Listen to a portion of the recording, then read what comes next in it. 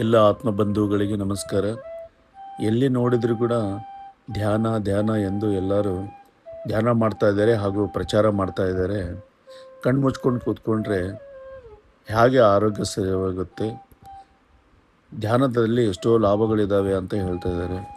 ಇದೆಲ್ಲ ಸತ್ಯನಾ ಅಂತ ಭಾಳಷ್ಟು ಜನಗೆ ಸಂಶಯ ಇದೆ, ಡೌಟ್ ಇದೆ. ಇದೇ ಥರ ಹೇಳ್ತಾ ಇರ್ತಾರೆ ನಮಗೆ.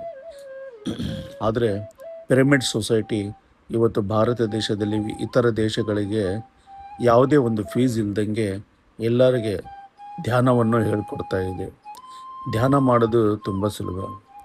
ಬಾಯಲ್ಲಿ ಮಾತು ಮೌನ, ಮನಸ್ಸಲ್ಲಿ ಯೋಚನೆಗಳು ಶೂನ್ಯ. ಎಷ್ಟು ಟೆನ್ಷನ್ಗಳು ನಾವು ತಗೊಳ್ತೀವೋ ಅಷ್ಟು ಅನಾರೋಗ್ಯ ಆಗುತ್ತೆ.